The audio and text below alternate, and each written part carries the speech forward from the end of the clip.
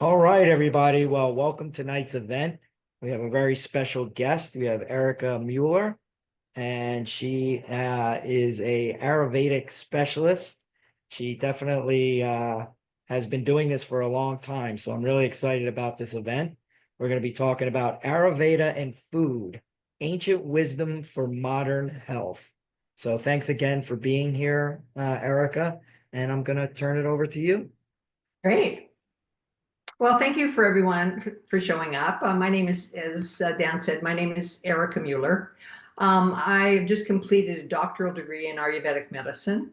I've had my clinical practice for 8 years. I'm also a yoga therapist, and lots of people know about yoga teachers, but they do not know what a yoga therapist is. So I teach mantra and meditation. I also help people that have major joint issues. So when Ayurveda and yoga meet in a clinical setting, then it becomes yoga therapy.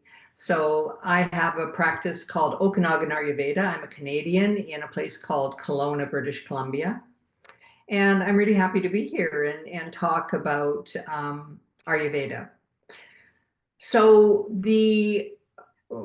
when I talk to Dan, what's going to happen is I'm going to go through my presentation, and then we're going to have half an hour at the end if you have any questions, or he said to just put them in the chat box, and we'll deal with them at the end of the presentation.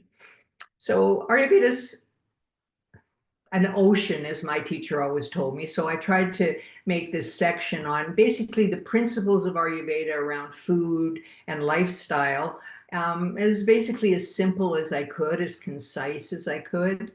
And everybody, or most people, have read something about Ayurveda online nowadays, not so much 10 years ago when I started. But lots of times all the stuff online, it's nicer if you can speak to someone about some of the principles, because even online, most of it's general, and there's absolutely nothing general about the practice of Ayurveda, as you'll see as we go through this. So I'm just going to share my.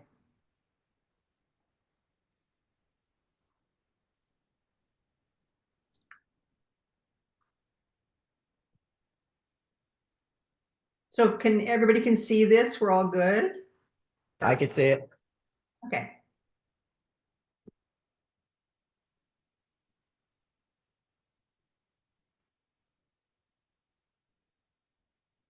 So I'd like us to be able to explore the concept of Ayurveda together for sure. That's really important to me.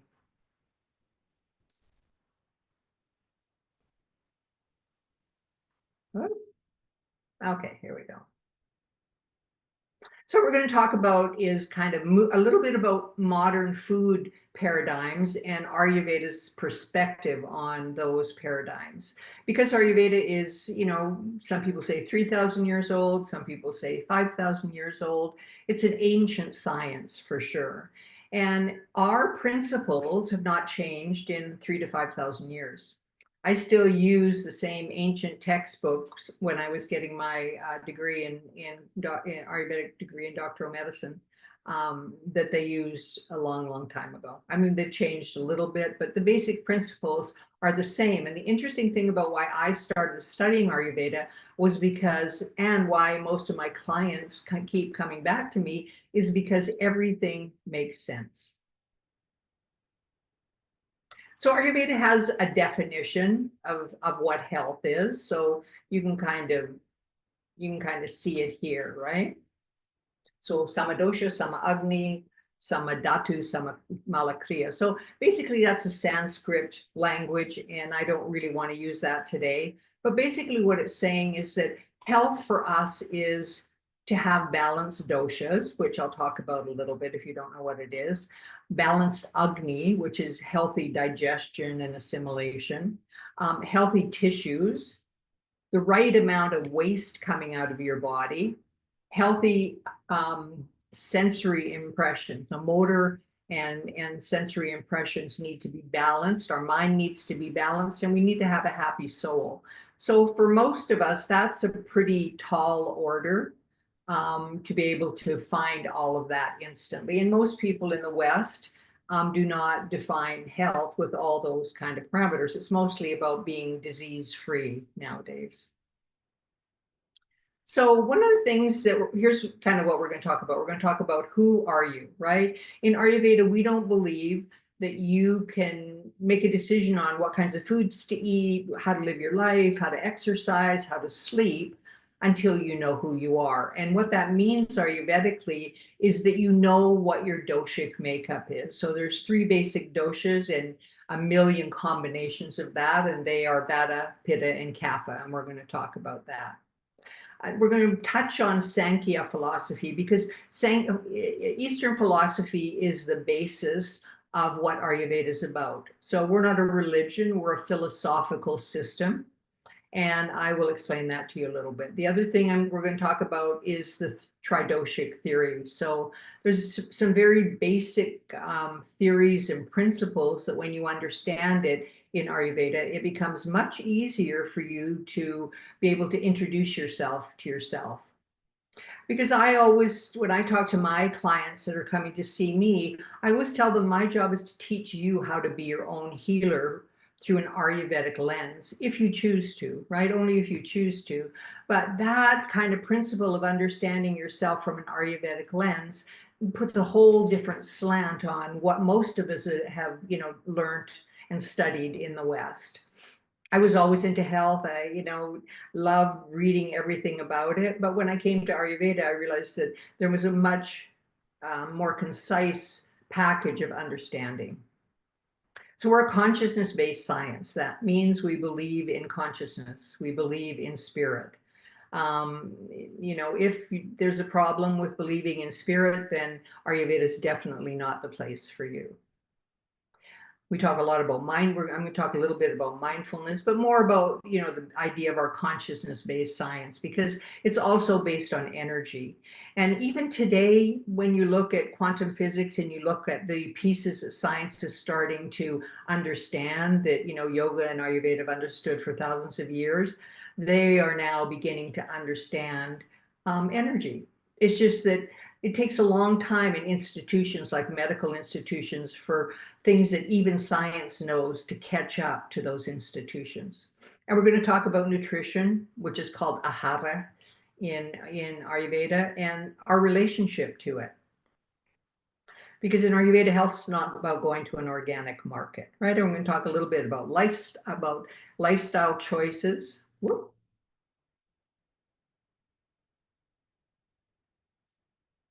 So on we go. So what makes Ayurveda unique, right? There's many things that make Ayurveda unique, but number one is that we respect the uniqueness of the individual. It's not that other health sciences don't, respect individuals in their health program, but the word unique is really important here because we respect you as your component of all the pieces that makes you who you are. We always integrate the mind, body, and soul. We empower everyone to take responsibility of their health. And that next saying is also a Sanskrit saying, and all it means is that the microcosm, us, is a reflection of the macrocosm, the universe and nature. Because in Ayurveda, we believe we are completely connected to nature. It doesn't matter if it's from a circadian rhythm or from a more microscopic vision of what the cells work like. So when you look at some very simple principles in Ayurveda, like when to eat or when to get up and when to go to bed, we take circadian rhythms into account. But I always make that a reflection of people understanding that the sun doesn't rise and set whenever it chooses to. It has a pattern throughout the year. Leaves don't fall off the tree whenever they choose to, or they don't bloom whenever they choose to. It all has a very specific pattern. And most of us living in the modern world have forgotten that there is a pattern to our life. And if you take one thing out of this presentation is to begin to understand that you are connected to the world outside of your house. And that if you look at what's going on in the outside world, you may have some things to learn about your health. So here's Sankhya philosophy. It's one of the 6 philosophical systems of India. And if you look at this, we believe that the universe was created by something called Prakriti and Purusha. So Prakriti is like unmanifested consciousness, and Prakriti is manifested consciousness. And that's where we believe the Big Bang Theory came from, right? When those two joined, the sound of Om went through the entire universe, and the universe started to be created. But on a very personal level, when those two joined, then there's a system that works in the body, and this is the mind, and this is the ego, and this is sattvic, rajas, and tamas, the elements of the mind that become the body. And so we're always looking to raise a little bit out of the body, a little bit up through this system, because we came down through the system to manifest our physical body. And people study Sankhya philosophy for their entire life. So first thing I'm going to talk about is something called the Pancha Mahabhutas. So Pancha means 5, Maha means great, Buddhas means qualities, right? So this is the basis of everything we believe. We believe everything in the entire universe is made up of these 5 or 6, 5 elements and 20 qualities that I'm going to talk about on the next page. So we believe it's space, air, fire, earth, and water. So depending on how these qualities or elements kind of manifest in your body the moment you are conceived, it makes you who you are. And in Ayurveda, that's called your Prakriti. That's your constitution. So many people that come to see me confuse that and think that your Prakriti can change. It cannot change. What happens is something called your Vikriti, and your Vikriti are imbalances in your birth constitution. And usually as clinical practitioners, we deal with the Vikriti that people have. Because I also find when people come to see me, they keep saying, I keep doing those tests online and I keep changing. And it should never change when you come to someone to do a clinical assessment. And if you're really interested in Ayurveda, I would really suggest that you go to someone and they give you a clinical assessment.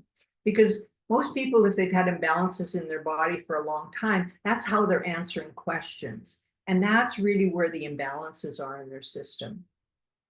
But if you look at the qualities that are associated with all of these different Panchamahabhutas, like the space element is light, clear, soft, dry. Air is mobile and cold and rough, right? Fire is hot and dry. So that's how we that's how we become the 3 doshas. So the Vata dosha is made up of air and space. The Pitta dosha is made up of fire and water. And the Kapha dosha is made up of earth and water. Now, having said that, we tend to be very single-minded in the West, and we will say, oh, I'm a Pitta or I'm a Vata. But please understand that you have to have all those 3 doshas inside of you to exist. You just have a propensity for one or usually 2 of them to make up who you are. So when someone's doing, like when someone like myself is doing an assessment and asking questions and taking someone's pulse and doing all the things I do, what I'm looking to do, it's kind of like a TV screen. There's little pixels on the screen, and you only see the picture when all the pixels are in place. And doing all the things we do, as practitioners in Ayurveda, is we're putting all the pixels together so the picture clears up and we can see what the Prakriti, their birth constitution, and what the imbalances are.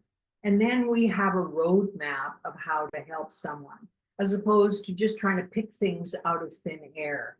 And I see people doing that all the time in the West, right? They kind of go, oh, I'm going to go on this diet, and I'm going to do this, or I'm going to change that, I'm going to take that supplement, or I'm going to, start drinking a gallon of water, or whatever it may be, never knowing the true path of, where they need to go.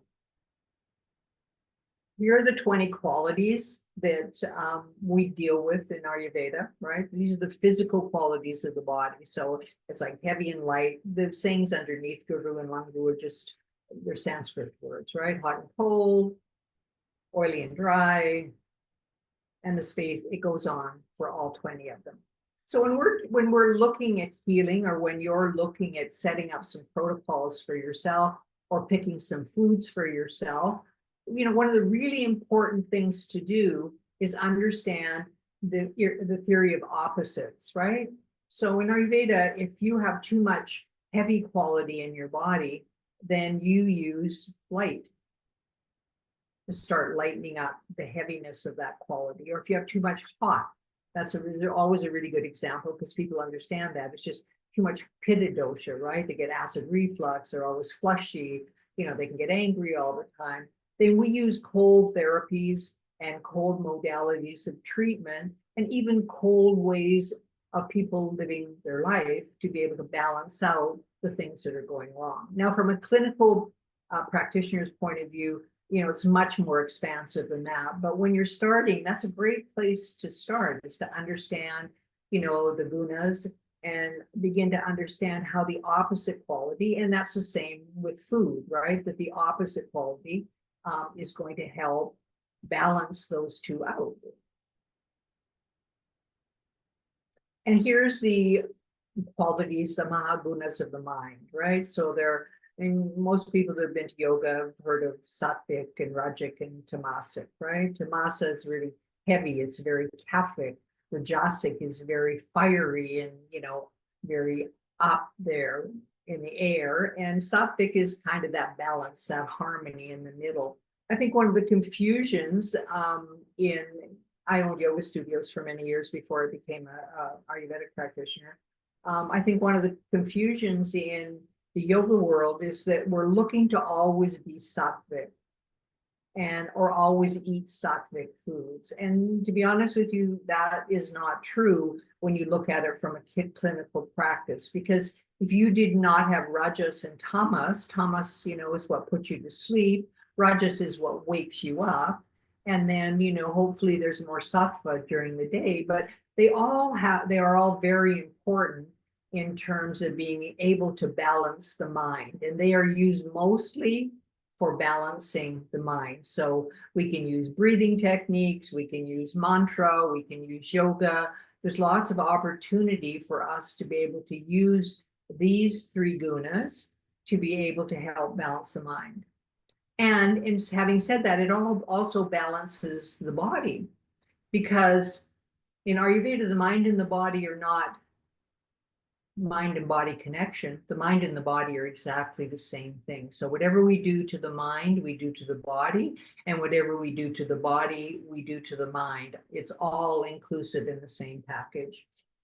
So the study of understanding, tamas from a clinical perspective, which means kind of inertia and kind of slowness, and it can be depression and things like that. So we don't use sattva to get someone out of that situation. We use rajas. So there's very specific clinical ways that you use these three gunas to help the mind. And as we all know, there's a lot of issues with stress and anxiety in the world today. And there isn't anyone who comes to me that I do not do mindfulness work with and, work on the mind, no matter what their conditions are in their body. We also have 6 tastes, like sweet, sour, salty, pungent, bitter, and astringent. And we should have a balance of those every day to balance out our tissues, to balance out our digestion. And so there's kind of lots of information there. There's a little piece on, what we see as sweet, right? So taste is on the tongue, and it definitely has a huge impact on the doshas. So when you're looking at sweet, which, as you can see there is, complex carbohydrates and sweet fruits, or really ripe fruits, and certain kinds of grains and ghee and milk, we need to understand that those are the components of earth and water. So when you understand that it is a component of earth and water, then you begin to understand that it has an influence on the Kapha dosha, because the Kapha dosha is made up of earth and water. So we need to be really mindful that we have the right amount of sweetness, like, complex carbohydrates in our food plan. Not too much, not too little. If we have too much, then what we have is we have an imbalance in the Kapha dosha. So we use that sometimes because sweetness creates contentment in the world. But when we are trying to be content and loving and happy through putting, sweet taste into our mouth, it's not a very healthy way to do that. And the same with, with sour. You can see the sour element affects the large, small intestine. So it affects the Pitta dosha the most, right? And so yogurt's one of them. Everybody, or many people that I meet love yogurt and granola for breakfast, or, they use yogurt indiscriminately in their life. We do not use yogurt indiscriminately in our life. And in fact, we usually cut it down with some water and add some herbs to it. It's kind of like milk in Ayurveda, right? Milk has kind of been vilified, and certain other things have been vilified depending on the diet. But we don't believe that it's milk that's can be the problem. And sometimes it is. We can have a lactose intolerance, but it's how do you take the milk, right? Is it actually organic? Is it full fat? Nature made milk full fat. If you go and look at a store and how often you'll ever see milk or yogurt that's got any more than 3% fat in it, I'd be really surprised. But we also don't drink milk out of the fridge. We heat it up, we put spices in it. Now it has a whole different purpose in the body in terms of what it does. So nothing so clear cut that milk is good or bad, or yogurt is good or bad, or any food is good or bad. It's just, what is your digestion like? And is that food good or bad for you? And what kind of other spices and herbs can I use for that food to be productive and healing in your system?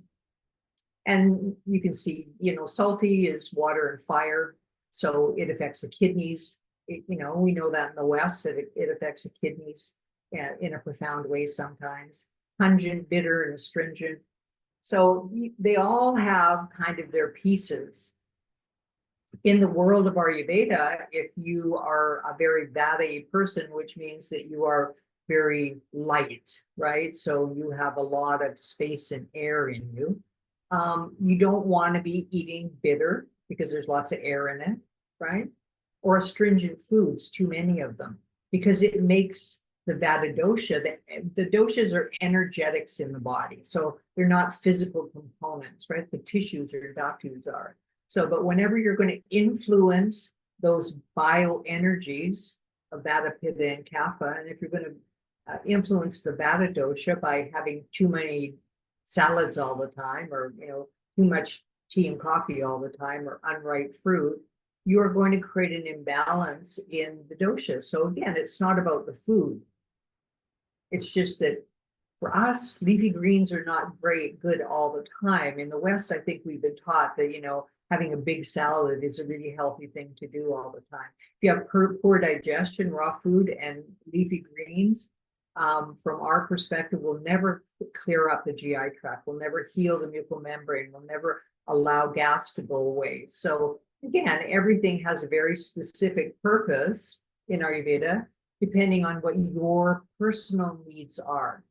And even if you have a dosha, say of Pitta Vata, and so does the person standing next to you, because of your lifestyle and what you've done over your entire life, the food plan, the chikitsa or the treatment plan, all of that might not be the same. So it's not like the West where you get a book and then you start reading the recipes and, it's going to cure this, this, and this. It's much more organic and much more expansive into the universe in terms of how we deal with all that stuff. So Ayurveda versus a Western view of food. So why do we eat? Conventional Western kind of thought process. It's nutrition, personal preference, habits, body image, and trends. In Ayurveda, why we eat is to take prana into the body to produce proper tissues and to keep what we call the strotas, or the systems in the body, clear. So there's a clear flow of energy and nutrients throughout the body. The same with nutritional elements, right? In the West, we look at calories and energy. In Ayurveda, we look at Panchamahabhutas. in balance. You know, we look at in the West, we look at balancing proteins, fats, carbohydrates, micro and macronutrients. But in the Ayurvedic world, we look at balance as per what is your prakriti or what is your vikriti, to make a decision about how we can again create a balance in your body. Dietary recommendations, you know, it's about food groups. In Ayurveda, it's about what we talked about, rasa, which is taste, and something called virya and vipaka. So, you know, that's a little bit clinical for today, but it's just about how food is digested in the GI tract and how the tissues take up the nutrients of those foods. So that's what virya and vipaka mean. And spicing in Ayurveda is a therapeutic long-term health protocol. So we think that spices are very important, and you don't have to eat Indian spices. People ask me that all the time. I mean, I usually start people out there because we have the most research in Ayurveda on Indian spicing. But spicing allows for you to be able to digest, assimilate, and eliminate foods when we use it long term. So today you see people, you know, using curcumin, all, you know, like it's a big anti-inflammatory. And it does have those properties, but in fact, in Ayurveda, we like the real plant turmeric better than curcumin, because we believe nature put all kinds of things in that turmeric that we don't even know about, and that have health promoting qualities, as opposed to just extracting one thing out of it. So as I said before, Ayurveda states that food isn't good or bad, inherently good or bad. It's good or bad for you, and it's good or bad for whether your digestion works properly and how much what we call ama is in your body. Ama means an inappropriate digested food. So it's making inappropriate metabolites in your body. And what ama does in Ayurveda, it's like kind of like a white sludge. If you can kind of compare it to what people talk about today as leaky gut, right? So if you digest food and you're not digesting it completely in the way it's supposed to be digested so that your tissues can take it up, something called those ama, or those improper metabolites, build up. It goes into the blood. And for us, it makes a sluggish kind of liquid. It's not really a liquid, but a sluggishness that enters the entire body. So we believe that cellular communication stops. So not all of it, but cells don't communicate properly with each other when there's ama in the body. So for us, it's the first thing that we have to deal with when we're looking at how to treat a person. It's not giving them a supplement. It's making sure that their digestion is going to work properly. And even before that, that we've got rid of that sluggishness so the cells can communicate properly with each other. So Agni is all about digestion, right? In Ayurveda, we believe it's not what you eat, but what you digest that makes you who you are and is the most important component of your life. So just up here, I kind of missed or we skipped over this, but so when we're promoting nutrition, we also look at what season you're in, how old you are, what your health conditions are, right? So depending on where you live, if you see people doing Ayurvedic cleanses and you see them online, you have to consider where you live. So if you live in the Arctic or you live in Mexico, cleansing is not going to happen at the same time of the year in the same way. You know, there's, as I said before, there's nothing that general in Ayurveda. So here are just a few kind of examples. I put it up there, and I'm not poo-pooing if people, are interested in a keto diet or intermittent fasting. I'm only speaking from the concept of how Ayurveda sees it, right? So keto, lots of quick fat loss for people and weight loss. The only thing I found with keto is that and only from the people that have come to see me, is that for some people, it just doesn't last very long, right? And sometimes it can be a hard program, as any program, food eating program can, to stay on. So Ayurveda sees it differently, right? To be able to just have such a limited diet can imbalance the Pitta and the Vata dosha, and it can lead to dryness and inflammation and digestive issues. And most kind of imbalanced diet plans in Ayurveda can lead to digestive issues. So same with intermittent fasting. We believe intermittent fasting is from your evening meal through until you eat the next day. People are now doing longer and longer fasts. Um, for us, fasting is encouraged, of course, but it needs to be tailored to you. And it needs to be tailored to your, not only your doshic makeup, but where your imbalances are. So for us, people who are of Vata origin, who are more air and space and are lighter, we definitely discourage fasting because they already have a lot of air and space in. And we also discourage a lot of raw food and dry salads. Many people, if they get out of balance in their Vata dosha, will get constipated, will get gas, have issues that are related around the foods and the qualities in the foods of raw food and salads. And plant-based, same thing, gluten-free. They all have a place for sure in our life. I'm not saying that none of them have a place and we don't use them properly for sure. In fact, plant-based is, that's, I believe it's very close to Ayurveda. It just doesn't have all the other parameters around it. So Agni, as I talked about, right?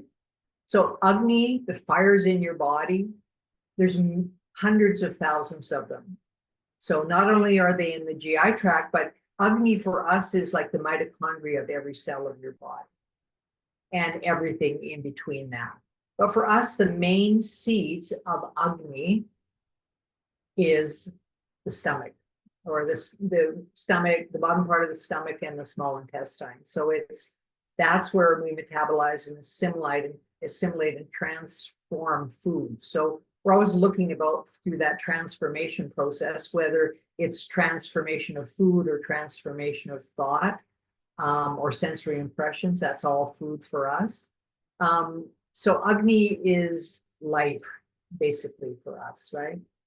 We believe that when Agni leaves the body, it's our time to transfer into whatever other plane we're going to. And one of the ways you understand Agni is you understand Agni by understanding if you're hungry, if you have a balanced sense of hunger. In Ayurveda, we don't believe in snacking all the time. We believe that completely destroys your metabolic system. But that you start to regulate, just like a circadian rhythm, that you start to regulate your appetite to 3 meals a day. And that you feel that sense of hunger before you eat those meals. But that's a whole clinical application that you would talk to a practitioner about. So a few tips. I always think it's important that you have a takeaway, right?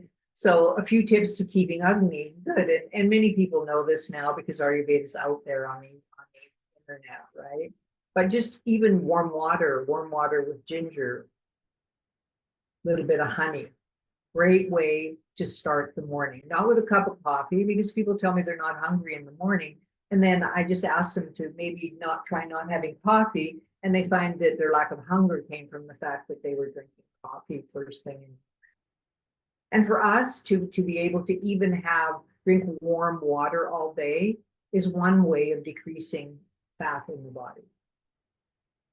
So another way is to eat your meals at the same time. Your Agni is like a little campfire. When you put food on it, it flares up to give you energy, to allow waste to leave the body, to be able to give nutrients to all your cells. So it's really important that Agni builds up and that it can digest all that food. If it's only digesting part of it, that means it's creating ama, it's creating that sluggishness, that inability for your cellular structure to start to be able to continue to communicate with each other. And that can even happen in the blood in Ayurveda, right? If we get the blood sluggish, we know how many hormones and different things run through the blood from the brain to different organs and end up, on the receptor sites on cell membranes. If those are all plugged up, there's not going to be an opportunity for your body to be able to function properly. Even drinking cumin, coriander, and fennel tea, what we call that tridosha, right? Which means that it's not something that, you take for a month and it fixes everything. It's something that we consume irregularly over the year so that we can keep all our systems flushed out. So here I've talked about amas, and it's a picture of the stomach. It should have been the lower part of the stomach in the intestine, but I actually couldn't find one. So is about improperly digested flow, blocking the free flow of innate intelligence in your body, because your doshas give you an innate intelligence to be healthy. The health body is always looking to be healthy.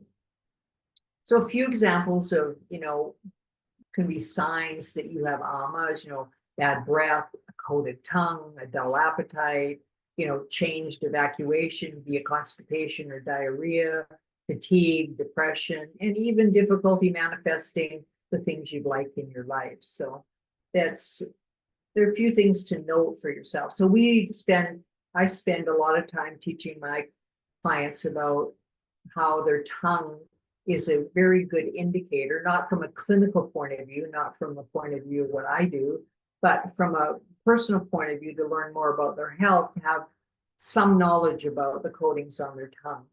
And your tongue should be clear. So here's some of the things that create ama, like processed fast foods, overeating.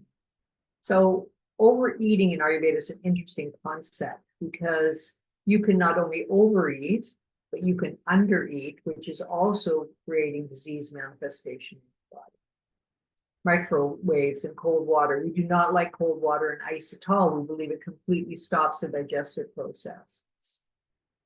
And eating at the wrong time, especially late night eating and then going to bed, all those kinds of things. And negative thinking, because the mind is always involved. So tips for ama, they're very similar to Agni, right? So hot water and lemon for metabolization, cumin, coriander, and fennel tea, grated ginger. They're all just really basic things that everyone can incorporate in their diet on a daily basis to be able to make sure that they're taking care of their digestive system. It may need more work than that if you have an imbalanced digestion. And just because you're having regular bowel movements does not mean that your digestion is optimal. I see that frequently in my practice. Other ways to increase Agni is yoga and, different kinds of breathing techniques. There's all kinds of breathing techniques. And yoga and breathing techniques from an Ayurvedic perspective and a yoga perspective are specific to doshas and imbalances, right? It's nice to have a yoga practice, but if something's going on, I will definitely have a very specific breathing patterns and very specific yoga that people do for their imbalances. And sometimes just skipping a meal, once a week, or having a really light eating day for an entire day is a great way to start resetting things in your body. So here's the Vata doshas I spoke about, right? So the Vata dosha is space and air. It governs all action, transformation, and movement in the body. It's aggravated usually in the fall and the winter, and its origin is the large intestine. So, as you can see here, every timing of day has a dosha. So between 2 and 6 in the morning and 2 and 6 in the evening is the Vata time of day. The colors are more brown and black. The Vata becomes more agitated after the age of 60.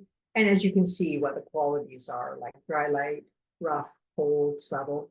So we use those as an indicator of how the Vata dosha is balanced. And even if you're not primarily a Vata dosha, you can have an imbalance in the Vata dosha. And the seat of that Vata dosha especially is in the nervous system, right? But it's also in any spaces, like the space in your ears, the space in your colon, the space in your pelvis.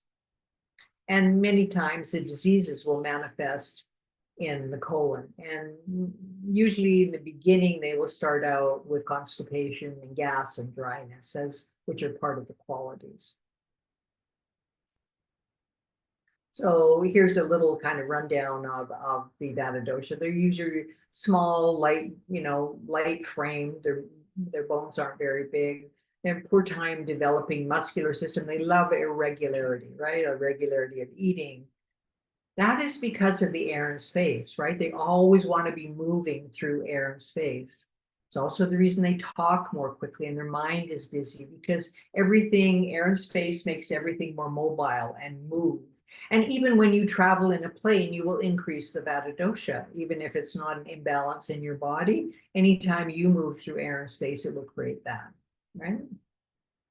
So some signs of aggravation are dryness, poor circulation, constipation, twitching. So what are the therapies from that, from a really general point of view? So warm, moist, heavy therapies, right? So you want to keep warm. You want to use moist foods and not dry foods. You like heat because there's a coldness to them, right? And then to start to regulate sleeping and eating patterns. One of the most important things you can do is start to regulate your eating times. Even more important than what you eat is to sit down at a table at the same time every day and eat. And eat like you are building the temple of your life, because you are. And so we also like warm herbs for the Vata dosha, right? So sweet and spicy kind of herbs, alternate nostril breathing. Meditation is a yes and a no. If somebody has a really severe Vata imbalance, probably meditation would not be the best thing until things got calmed down a little bit. The Pitta dosha, so it governs digestion and transformation. And I mean, one thing that I should say that I did forget to say was that when we look at food in Ayurveda, food is what you eat, what you drink, what you breathe, and everything you take in from all five senses. They're all food that need to be digested, assimilated, and we need to eliminate what we don't need, even from our sensory impressions. So the Pitta dosha, right? You can see it's transformational in the body. So transforms not only food, but it transforms thoughts, transforms any kind of a system, enzymes, anything that needs to be transformed in the body. The Pitta dosha is there. It's hot, oily, spicy, acidic. It usually aggravates in the summer and gets really bad at the end of the summer when the weather is starting to cool down a little bit. Its origin is the small intestine, so it has a lot to do with the lower part of the stomach and the small intestine. So it has a lot to do with acid reflux and, ulcers of different kinds and diarrhea and those kinds of things, because it's hot and fiery. The time of day for the Pitta dosha is between 10 and 2. So that's, between 10 noon and 2 o'clock. That's why we like to eat our biggest meal at noon, is because the Pitta, the fire, the bioenergetics of fire are the highest for us to get the most value out of the food that we're eating. So things that you see in the Pitta dosha are yellow, right, and red. So people get red eyes, or they get kind of yellowness to their skin. And you can see very specific colors for each dosha. And the seat of it is mainly the small intestine, but the blood is a big piece. So the blood and the liver and the pancreas and the small intestine are the main seat of what I work with when I'm working with someone with a Pitta imbalance or Pitta issue. Same thing. Now, Pitta people are more medium kind of in shape. And because one of their qualities is sharp, they tend to have sharper noses and chins and tongues. So they not only have a sharp point to their tongue, but they have sharpness in their words also. It's very predominant or very common in Pitta. They're very good communicators, they're intelligent, they process information really well, and they can have they can be hangry, right? If they don't get to eat when they need to, they can definitely have an issue.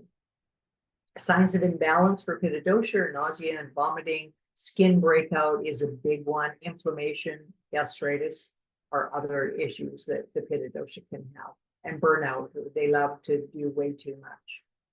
So because they're hot and fiery and sharp, then we use cool, moist, and heavier kinds of foods to promote proper digestion. So grains, and we like dairy for them if they're not dairy intolerant. They have a good digestion. We like coconut, coconut, not only oil, coconut oiling on the body, but we like coconut in their diet plan because it's cool. We like cool showers. Many times Pitta people like to have really hot showers, right? And we always suggest that they cool down their shower so that they can balance out the Pitta dosha. And the same with, yoga postures. We're looking for surrendering postures when we're looking to balance out the Pitta dosha. The Kapha dosha, it's all about structure, lubrication. So it really makes our body, right? Even though it's an energy, it's really the helps make the structure of the body through the tissues. And it's more moist and heavy and dull and static. You can see those words why they might at some point create depression if we have too much of the Kapha dosha. And it's in the lungs and in the stomach. The joints need low lubrication. It's also very important in the lymphatic system. So when we're cleaning up the digestive system, it takes nutrients out into the blood and into the lymphatic system. And we have a different way of how we're going to help that lymphatic system and the Kapha dosha to be able to run through all the lymphatic nodes in the body. It accumulates in the wintertime. So by late winter, usually people gain a few pounds in the wintertime. That's very common because it's the Kapha time of year, right? It's like slower, more static, and it's in many places it's cold out. And in the spring, that's why we do a cleanse in the spring to balance out the Kapha dosha to make sure we move forward. In Ayurveda, we usually cleanse twice a year, spring and fall. And they're not an option for people who are really in the Ayurveda world, because cleansing is a part of keeping an anti-aging program in Ayurveda. So Kapha time of day is between 6 a.m. and 10 a.m. or 6 p.m. and 10 p.m. And this is a time, if I'm trying to balance out someone's Kapha dosha between 6 and 10 in the morning, is I will ask them to exercise and I will ask them to eat really light, maybe not even have a breakfast, because the Kapha energies are the highest between 6 and 10.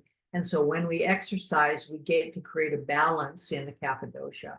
It's also, that's why we like to get up at a specific time. In fact, we like to get up, with the sunrise, because we need, or it's appropriate in Ayurveda to keep the Kapha dosha in balance. And if you sleep till 9, 10, 11 o'clock in the morning, you are going to feel heavy and groggy when you get up, because the energetics of the Kapha dosha were never used in terms of exercise or eating light and all the things we do to be able to keep it balanced for the day. It's also a child's major dosha, right? They're juicy and lubricating and growing. It's all about the Kapha dosha. And so people with a Kapha kind of constitution, are more well-built. Maybe they have larger bones. They usually have really beautiful big eyes and beautiful teeth and beautiful hair, right? They're very nourishing, loving people. Not that every other dosha can't be, but it's specifically a quality of the Kapha dosha. And it's aggravated in the wintertime with excess sweet food, especially. It creates a huge aggravation, or sleeping in the middle of the day. And I know I have clients that, work shift work and stuff. And so we have to accommodate some of these things for sure. But the Kapha dosha creates congestion. So, if people have a lot of congestion on a regular basis in Ayurveda, that congestion starts in the stomach. So we have to clean up the stomach to be able to clean up the congestion. And sometimes that doesn't make sense to people, but they're finding a lot of connections nowadays between, organs that they didn't think were connected to each other. Excess weight and swelling and edema are also very signs of aggravation of the Kapha dosha. So for them, it's just, usually a little bit less, and to clean up the ama with spicy kinds of spices. So the Kapha dosha can use most spices. And to be able to eat light, I will give people a very specific food plan to eat light but feel nourished, so that you can start to balance out the Kapha dosha. Dry brushing is good, stimulating asanas are good. And those are also general, but I make them much more specific to the dosha. So dinacharya, what does dinacharya mean? So Dinacharyas are your daily routines, right? And we have evening routines and we have seasonal routines. So in terms of dinacharya, wake up at the same time, scrape your tongue, if you work with a practitioner, they'll begin to explain to you what's going on your tongue and how that's affecting your digestion and how you can change that, right? And, if you have a bowel movement every morning, that's a very good thing. And then go for a walk, do a little meditation and breathing, have a shower and eat. So we like specific orders and we like dinacharya, the morning protocol, to be done. And you don't have to do all of them, but to do a few of them in a specific order so that your body gets used to it. And I will guarantee you, if you do a dinacharya every day for a month and then you don't do it, you will notice the difference in your life. So we also like to cook food with love, right? Whatever we imbue into food. Have you ever had same food from two different people, and one tastes so much different than the other? From an Ayurvedic perspective, that would be because love has been imbued into the food. And to sit at the table, eat at the same time, try and have your largest meal at noon, try and not be distracted, not have your phone or the TV on when you're eating, or a book or anything like that. As I said, you're making your temple. And the evening routine, right? Eat light. We like evening meals to be light. Go for a walk.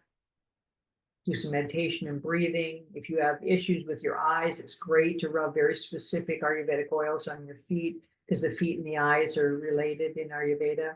You can take some different kinds of neurotropics. We have very fabulous neurotropics that, there's been enough research done on some of them that they work as well as anxiety medication does.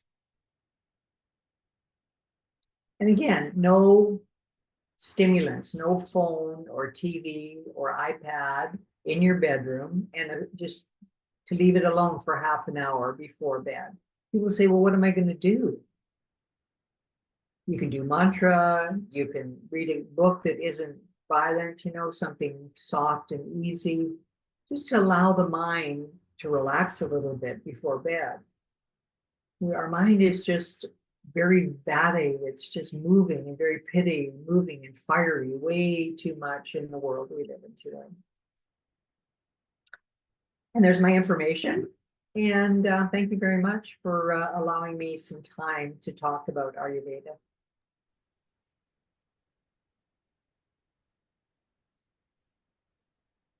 Well, that was great, Erica. I really appreciate that. Is there a way that you could put your information in the chat so everybody could have that? Yeah, for sure. Do you want me to stop this presentation? Yeah, sure. I mean, now we're going to open it up for questions. If people have questions, I'm going to ask people to unmute if they want to ask some questions. Just let me put this in here quickly and then I'll answer any questions. Okay.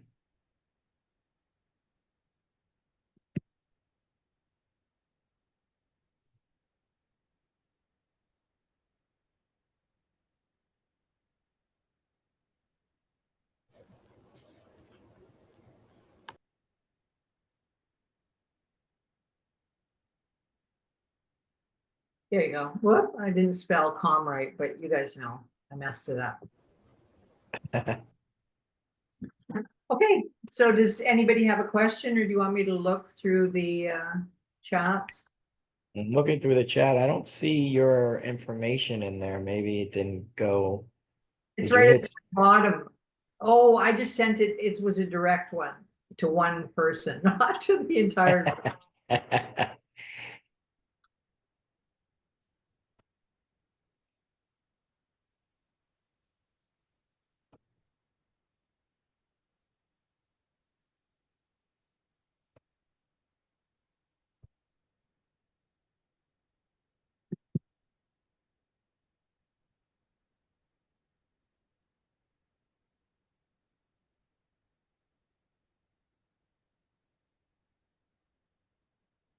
See. There you go. There we go. Thank Very you. good. Awesome. I have a question. Yeah, please. And Erica, so do you guys see patients also? I do personally, yes. I do. Okay. I do Zoom calls and I see people in person. in person too. Is your clinic in Canada? Is there what? Where is your clinic? Where do you see Oh, I patients? live in a place called Kelowna, British Columbia. Okay, British You want me to Columbia. put that in the chat where I live? Yeah, that will be great, you know. And then you Go to my prescribe. website, you'll see all the things. Is it Mamta? Did I Yes, say? yes. If you go to my website, you'll see I do panchakarma, I do cleanses. I studied all the Indian treatments in India.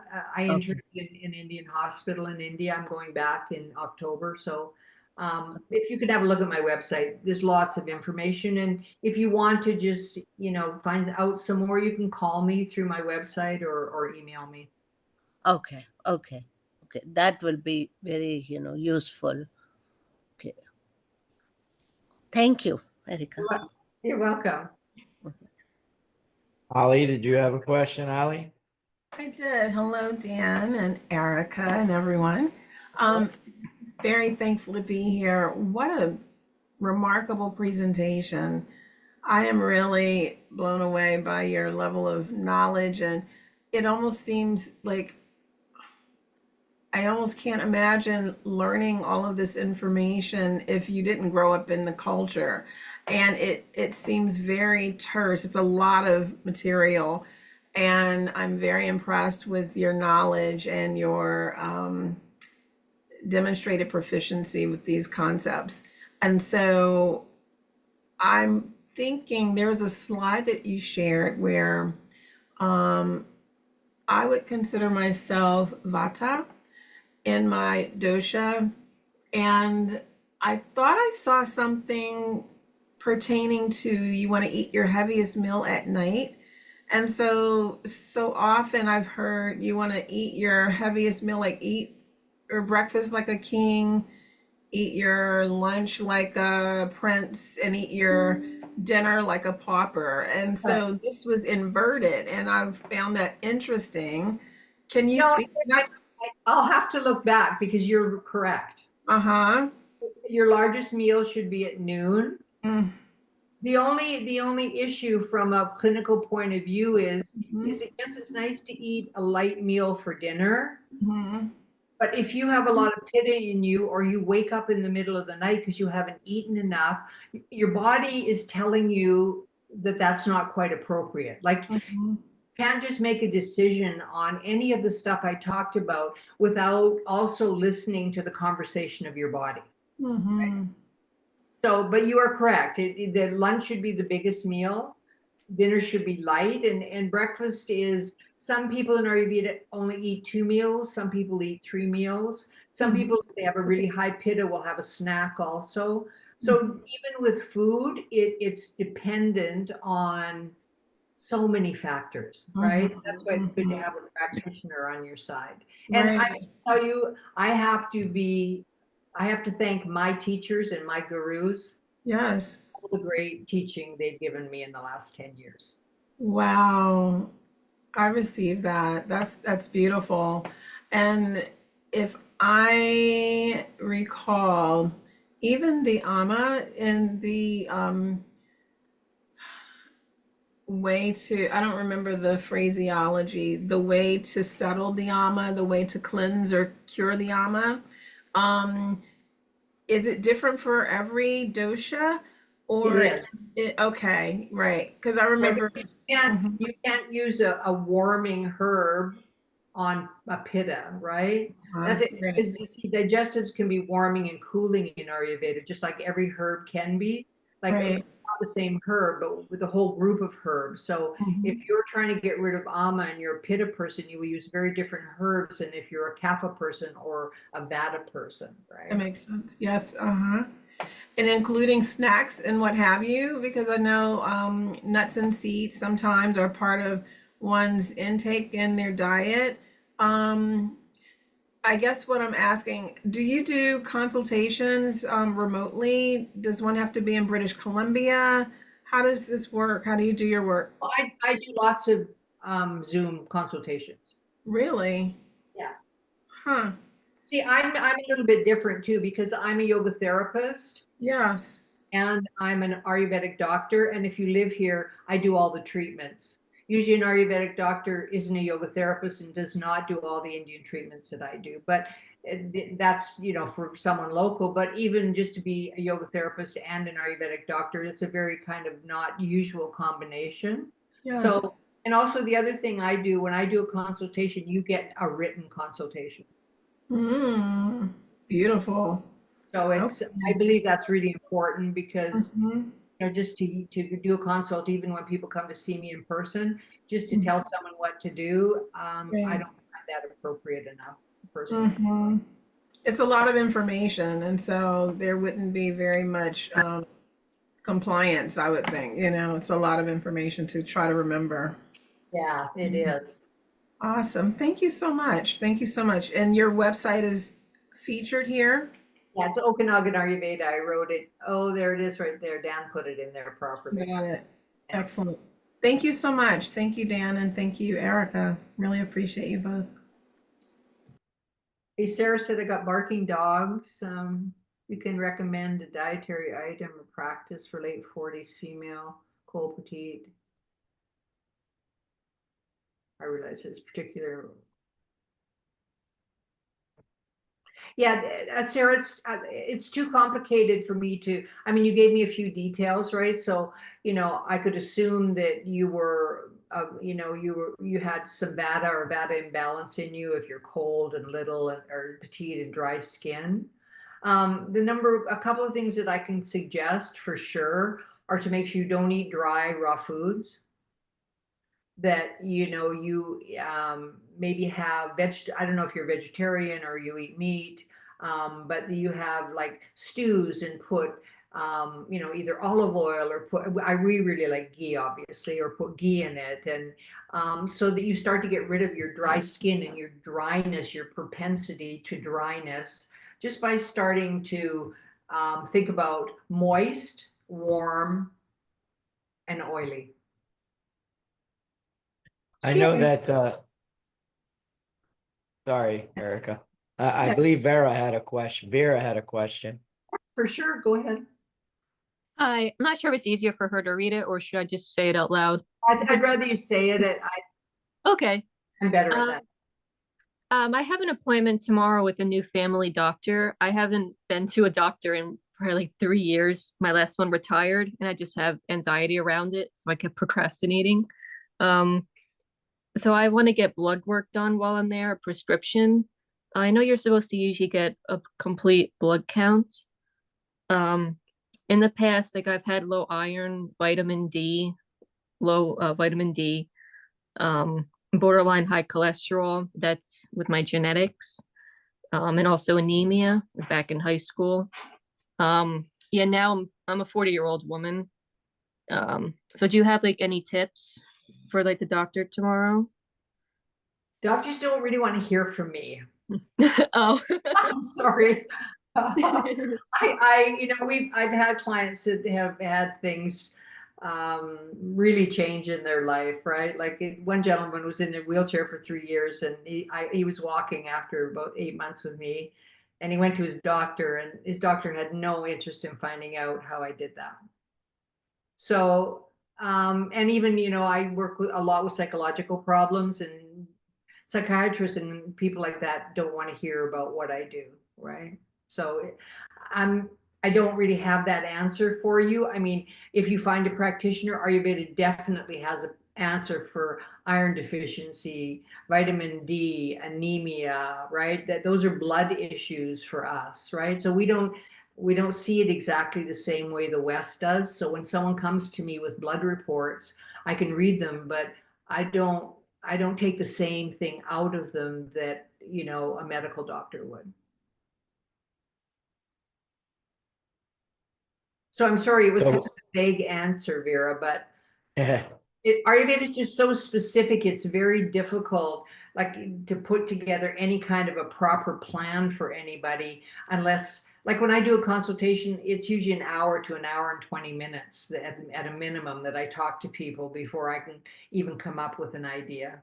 Love ghee? Yes, so do I, Sarah. I could eat it by the spoonful. Sometimes not so medicated ghee. If you've ever had clinical issues and someone's giving you medicated ghee, it's not quite the same. I know Mamta has a question. Where can we get the medicine from? Do you ship them to? Yeah, I can, if you're in the US, I have lots of places you can get things that you may need that I would suggest. There's some, I mean, now that just a point, now that Ayurveda has become very popular, please be very mindful of where you order Ayurvedic herbs from. Don't think if they're cheap, they're as good as the other ones. Because there's just so many products. People are looking, especially in India, there's a lot of, poverty there. People are looking to get their products out online, but they're not vetted very well. So people like Kerala and Kottakkal, a few companies in the US, they're very well vetted property or companies, and they have all the paperwork done for the government that you need. So please be mindful of that. I know Ali has her hand up. Yeah, thank you, Dan. Okay, so thank you for reminding us the importance of paying attention to sourcing for products and Ayurvedic, just products in general, including spices. So my question is this: how would one prepare food for a family if everyone has a different dosha? How would one cook because I've done Ayurvedic cooking for specific challenges that say my partner might have or that I have had. However, I've not really considered making food for a household if your doshas are different. Right. Yeah, so does one cook for, I don't know, to taste, or do you cook for things that you're wanting to create balances for if there's an imbalance? Well, I mean, those are two different issues. You usually cook Yeah. to taste for a family, right? But and have you ever seen those little trays, those Indian trays that have all those little dishes all over it, right? Sure. Pickles in it and stuff. Mhm. In some of those are what we call churnas. So churnas are kind of ground up powders, Mhm. a bunch of different powders together, and they are made specifically for doshas, so they can be sprinkled on food. Or if people have imbalances, then I'm giving them, a herb to take 30 to 60 minutes before food, and then they can, still have their meal. But all those little condiments that are in there are specifically made to be able to balance out the taste and be able to deal with some of those imbalances in the doshas. And you might So, be able to read a book on that. I don't, I don't really know. I mean, I teach cooking classes here and stuff like that, but oh, wow. so then it's all kind of more personalized, right? And when I teach a cooking class, I'm not teaching a cooking class to teach you how to make a recipe. Right. Wow, that's impressive. That sounds I like like to teach cooking classes so you understand spices and you understand what's sure. in the fridge and you can just cook, right? It just takes a little bit of, thinking a little bit differently. Yeah, That's yeah. Are your cooking classes offered online or is this in person only? No, I'm just putting one together for online though. Really? If you send me some information through my website, I'll let you know. I just signed up for a newsletter. I'll be in touch with you anyway. So, yeah, I'm very interested in that. That sounds very intriguing. Yeah, it's a different way. Most people are making recipes. I believe you need to be a little bit more organic in your kitchen and just understand. Mhm.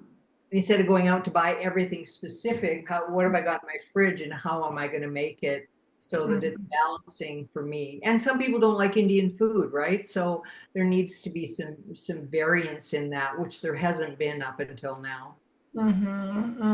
And your response to I don't know if they're still here, but one of the okay, Manta's question. Um just to I guess second the notion of your sharing the doctors don't want to hear from you. I concur because they're completely different systems. And one of the Ayurvedic principles is, if I remember correctly, if food is right, medicine is of no need. If food is wrong, medicine is of no use. And so I surprised I still remember that. However, I'm always struck by that because it's true. And, you know, this system of this Western medicine system is good for what it's good for, mostly chronic conditions and, you know, things that have progressed to a point where now it's diagnostically observable. However, let's not wait until it gets to that point, and there are ways to balance things out and to reverse things as opposed to only managing symptoms Yeah. as if it can never go away.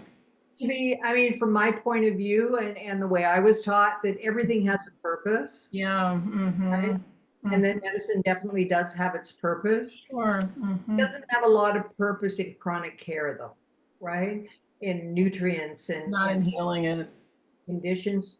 And the only reason I say that is because usually, and I have friends that are doctors, usually it's because they were trained to give a pill. So, I mean, things are changing, though. The world will always change, right? I just do what I do. And, you know, I have people come to me and I send them to a doctor. I send them to the hospital. Sure. Everything can be cured with Ayurveda or with some natural medicine, or you see online someone saying, oh, drink juice and it's going to cure your cancer, right? It's just sometimes things are a little bit outrageous, and you know, we have to kind of sit in the middle and be a little bit more logical about how we can help someone. And you know, I have people that, you know, are going to an oncologist and they come and see me for other kinds of support, right? So everybody has a purpose for sure. So you do work with persons for complementary medicine, like to supplement, for example, if there's a chronic condition being treated? I do. You know, I must tell you though, many times they don't in the beginning tell their doctors till there's the blood changes or something's changing, and then they'll have a conversation, right? You know, there's more doctors that I have a client who just went to a new doctor, and she said, oh, well, I have an Ayurvedic doctor who I work with most of the time. She goes, oh, great, I know about Ayurveda. So the world is changing, right? Nice. I'm Nice. happy here. Yeah. Vera, can I answer your question? Oh, sorry, did you have another question for me? Thank you. No, that's you answered my questions. And whether it's complementary or integrative medicine, I also ascribe to that approach as well. So yeah, thank you so much. I really appreciate you being here. You're welcome. Vera, you want to know about neurotropics? Yeah, I've seen them on Amazon, but I don't know much about it. So I know you mentioned it earlier. Would you mind just talking about it more? Well, neurotropics are different in Ayurveda, right? I don't know what a neurotropic on Amazon is. Like, is it a combination of vitamins or something? So when I talk about neurotropics, or I talk about mind rasayanas, right? We have neurotropics that work for all different kinds of conditions, right? So things like Brahmi and Shankapushpi and licorice and Jadamumsi. And so we have a whole array of neurotropics, you know, that are herbs, right? So what we believe in Ayurveda is not only neurotropics, but all kinds of herbs that I would give to someone, you know, or formulas that I would give them, that those herbs have consciousness and they know partially what to do in your body. And it may be something, I mean, this may be sound a little bit crazy to some people, but I definitely know it's true. But that all plants have consciousness, right? They have their own energies, and that herbs sometimes know exactly what you need. If the practitioner knows what you need, the herb knows what to do with it. Interesting. Well, So thank you for talking more about that's that. kind of an energetic piece, but you can, I mean, you can go look up some of the PubMed research on Brahmi and Kapushpi and a few other neurotropic herbs. There's some ones that are even pharmaceutical companies are starting to study them. Could you put them in the chat because those are kind of long spellings? Yeah. Thank you. A very interesting presentation, by the way, and thank you for hosting, Dan. You both did excellent job. You're welcome. Thank you. What am I doing? I'm making capitals. I'm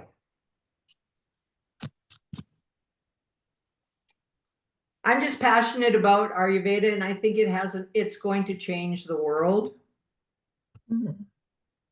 So, but I might have a little bit of a bias there too. So, Well, I hope it does. I think the world needs it. the world does, and I mean, even between Ayurveda and yoga, there's so many therapies that people are beginning to understand, even from a yoga perspective, right? So, I mean, even when you look at epigenetics, now epigenetics knows that gene expression isn't just gene expression, right? It's not like, oh, I have these genes and I'm going to get, I'm going to get this diabetes or whatever it is.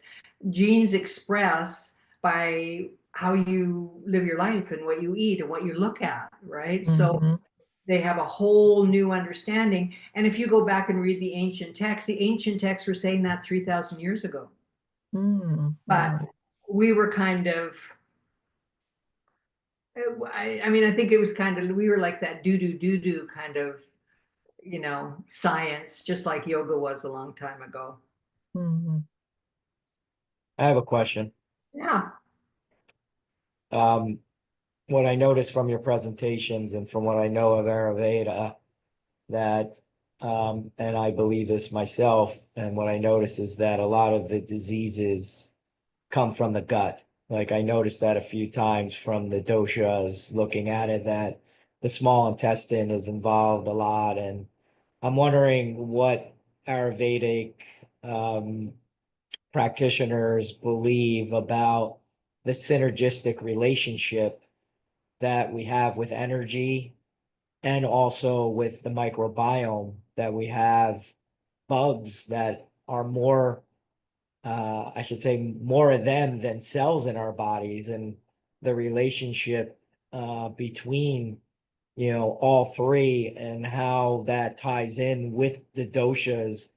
When you mention that plants have like an intelligence, I would almost imagine, and what I believe too, is that these microorganisms, the viruses, the bacteria, they have consciousness too as well.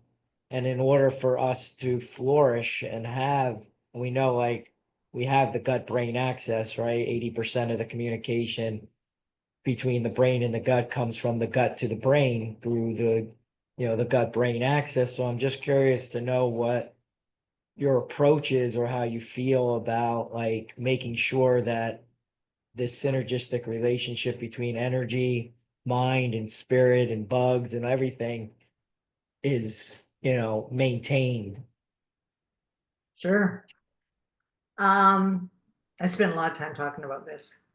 So I'm a nerd, right? I spend a lot of time, if I'm not in my clinics, studying new things. So number one, I think we have made a big mistake in the world today. We're always trying to kill things, right? Everybody's on the next cleanse, the next whatever, right? We've got to kill whatever, candida or whatever that bacteria is. And I believe that there needs to be a relationship with bacteria.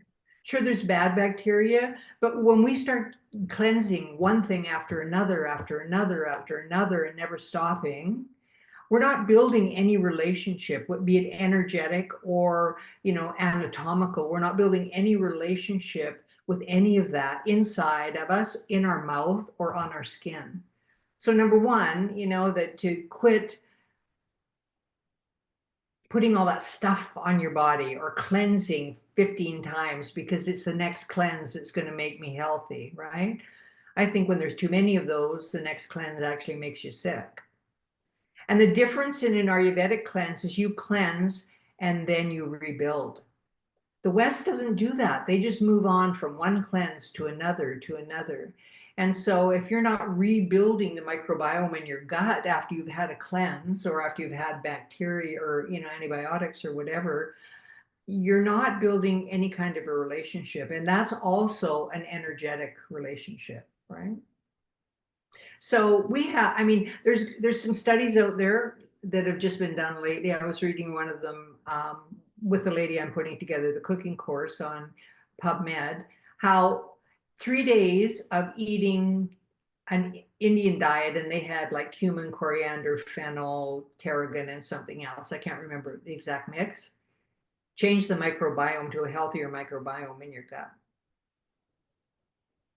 So and even today I've been doing a lot of research on probiotics and stuff, right? There's a lot of controversy in that probiotic world now because people they're now believing that you're overdoing those 6 probiotics that are in the pills that you're eating, and you're not building any diverse community in your gut at all. So, we make our own yogurts. We put herbs in our yogurts.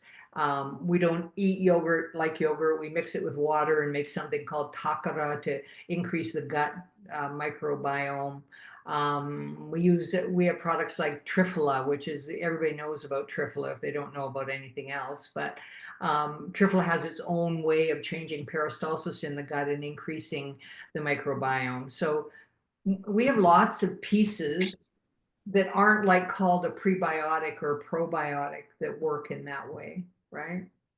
Even the use of clove tea can change the unhealthy bacteria in your gut to some degree. But like I was saying about spices, nothing, if we're going to start living this kind of a life and changing things, then it's not like we're going to a store to buy the next herb. How do we start to live our life, both energetically and physically and digestively in connection with everything else? Maybe those bacteria, because I have a lot of people that come to me that have had SIBO that went to a naturopath. And I'm not, condoning, or I'm not condemning anybody, but that, they got like 6 courses of antibiotics and then some probiotics to fix it, but they don't feel any better. So I'm always saying that your body has a story.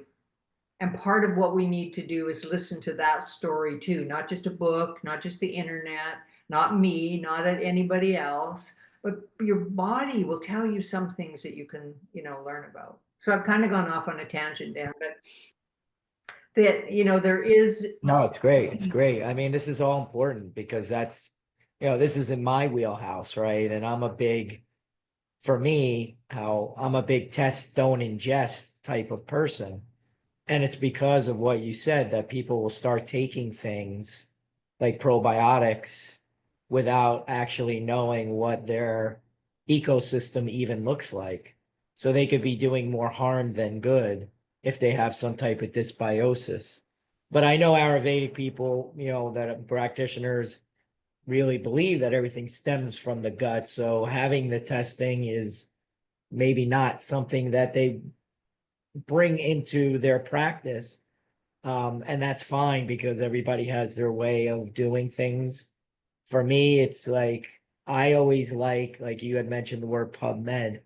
I'm a big science person and I like the evidence to know what I'm working with. But when it really comes to like the probiotics, people don't understand like what I hear you saying is it's the prebiotics. It's what you eat is the most important thing to build the ecosystem and keep the community going. And also what I heard you say was, and I truly believe this too, that, periodically people are doing cleanses without even knowing if they even need a cleanse. And sometimes like getting the testing done to see what your gut looks like, if you do have SIBO or if you have something of that, then yes, you may want to take some natural way of doing it instead of taking, like people will have SIBO and then they'll go to the doctor and then they'll take an antibiotic to get rid of the SIBO, which causes more problems than what they originally had, instead of maybe doing like, some of the companies that I work, like Bioseed and Botanicals, where you have oil of oregano, like oils to help with that, and then charcoal to get the biofilm, and then replenish with the probiotics needed to do that. So it's just interesting, this whole thing.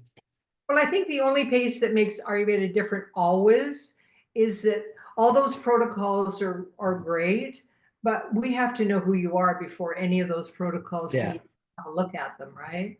And also, I mean, I do have an issue with scientific research, to be honest with you. I mean, I think there's lots of research and we need lots of scientific research.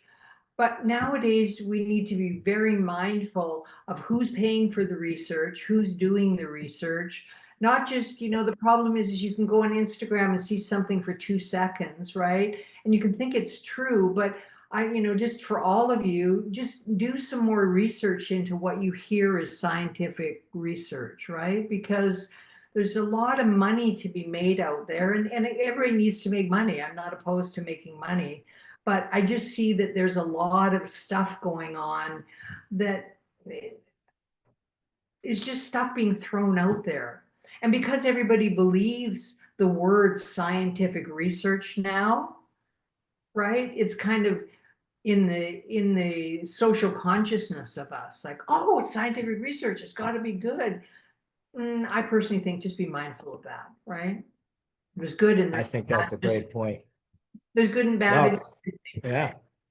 Oh, yeah, especially, where it's coming from pharmaceutical companies looking to push a particular drug to help, people. But sometimes we get in this culture of being brainwashed into thinking, and this is a whole nother like topic of discussion that Well, we we can could go go on. into, about like sick care and people needing health insurance, right? You need health insurance. It's Yeah. almost like a deterrent to like say you're going to get sick. It's Yeah. like saying you are going to get sick, so you need health insurance, when if you take care of yourself the way you're talking about, Erica, and understand yourself and really understand who you are and what your body is, you won't need to have health insurance because you're going to be healthy. So it's you have to Yeah. become your own advocate and not get sucked into the fear of it all, right? And such a good point, Dan, getting sucked into the fear, right? And I think that it drives, consumerism sometimes. Oh, if I go try this, it's going to help me with that. Or, oh, here's the latest book. It cures everything known to mankind. There's no book, there's no diet that cures everything known to mankind, right?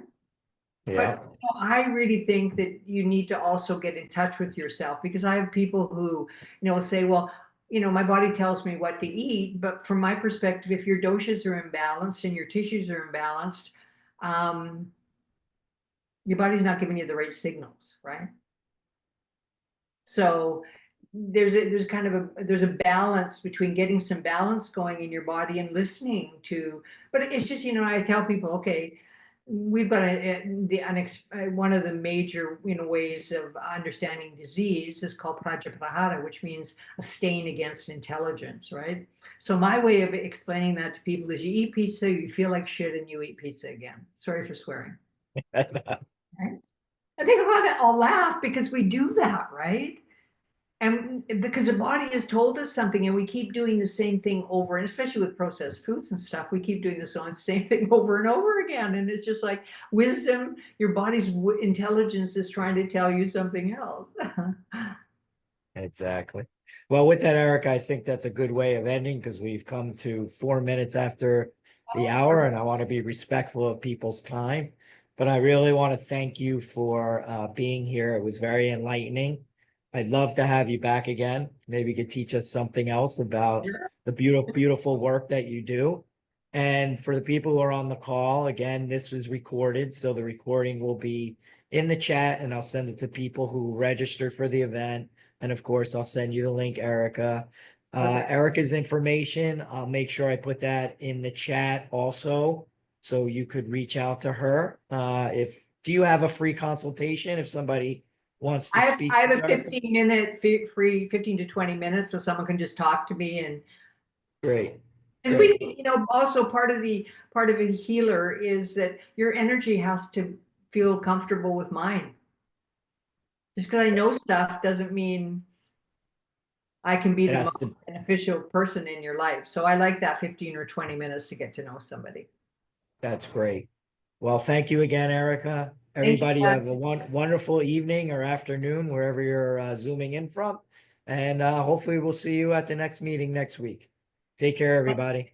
Thanks, Dan. Thanks, You're everyone. welcome. Thanks so much. Bye. Bye bye. Namaste. Bye.